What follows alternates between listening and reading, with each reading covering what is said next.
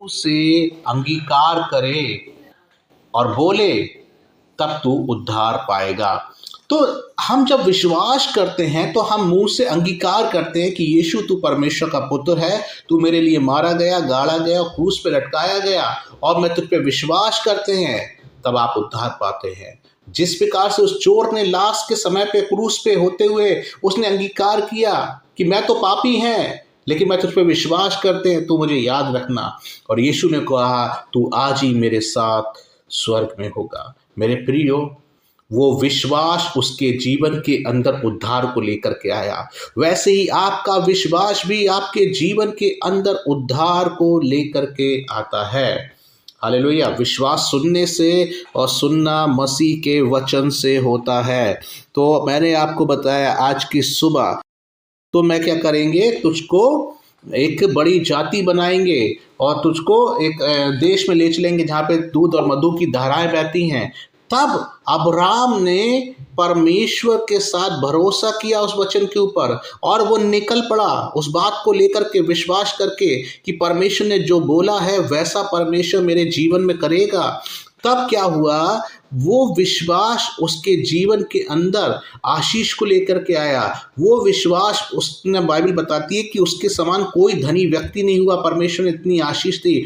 वो विश्वास उसको कनान देश के अंदर लेके गया जिसके अंदर दूध और मधु की धाराएं बहती हैं। उस विश्वास के द्वारा ही उसको 100 साल की उम्र में पुत्र मिलने पाया। विश्वास के द्वारा ही उसके जीवन के अंदर बड़े बड़े काम होने पाए। जब ये परमेश्वर ने बोला तू बाहर निकल, क्या तू तारों को गिन सकता है? मैंने कितनी बार प्रचार किया है, वो उस समय तारों का समय नहीं था, तारे तो रात में होते हैं।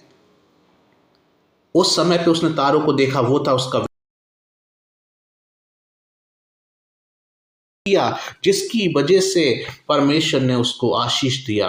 जब हम परमेश्वर के साथ चलते हैं, परमेश्वर कहे हुए वचन पे चलते हैं, तब परमेश्वर हमको आशीष देता है। जब हम उसके वचन के साथ साथ उस पर चलना चालू कर देते हैं, परमेश्वर की आशीष हमारे जीवन में आना चालू कर देती है। पहला मैंने बोला उद्धार का विश्वास, दूसरा है परमेश्वर के बातों के ऊपर, वचन के ऊपर चलने वाला विश्वास हमारे जीवन में आशीष को लेकर के आता है। जैसा कि अब्राहम के जीवन के अंदर आशीष को लेकर के आया, वैसे ही आपके जीवन के अंदर भी वो आशीष को लेकर के आता है। इसी प्रकार से हम देखते हैं फिर तीसरा जो विश्वास है जिसके बारे में बाइबल बताती है, उस तीसरे विश्वास के बारे में उसमें क्या लिखा हुआ है? तीसरा विश्वास महान विश्वास।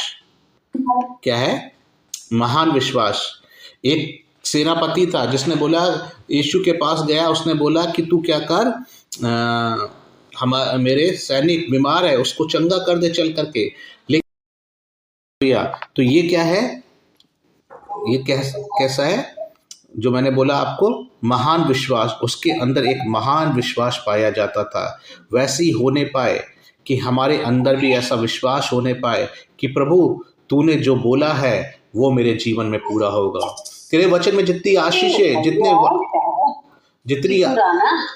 जितनी आशीषें और जितना बातें तेरे वचन में, प्रॉमिसेस, वायदे तेरे वचन में लिखे हुए हैं, मैं विश्वास करते हैं वो मेरे जीवन में पूरे होंगे। तेरा नाम यहोवा राफा चंगा करने वाला है, मैं विश्वास करते हैं मुझे चंगाई मिलेगी। तेरा नाम यहोवा ईरे विजय देने वाला है, मैं विश्वास करते हैं मुझे विजय मिलेगी। प्रभु तेरा नाम यहोवा शालोम है, शांति देने वाला, मेरा विश्वास है मुझे शांति मिलेगा। हालेलुया। जब हम इन बातों के ऊपर क्लेम करते हैं, विश्वास करते हैं, तब एक महान विश्वास को परमेश्वर आशीष करता है। एक स्त्री जिसको 12 वर्ष से लहू बहने का रोग था, उसने विश्वास किया कि मैं उसके वस्त्र ही को छू लूंगी तो चंगी हो जाऊंगी। वो विश्वास उसके जीवन के अंदर चंगाई को लेकर के आया। मेरे प्रियो, ऐसा ही विश्वास आपके और मेरे जीवन के अंदर होना चाहिए। और बाइबल बताती है विश्वास सुनने से, सुनना मसीह के वचन से होता है। जब हम उसके वचन को सुनते हैं, पढ़ते हैं, तो हमारे अंदर एक विश्वास जागृत होता है। और आज आपको मैंने 3 बातों के ऊपर बताया कि विश्वास हमारे जीवन में उद्धार को लेकर के आता है, विश्वास हमारे जीवन में आशीष को लेकर के आता है, और तीसरा वो महान विश्वास जो हमारे जीवन में चंगाई को लेकर के आता है।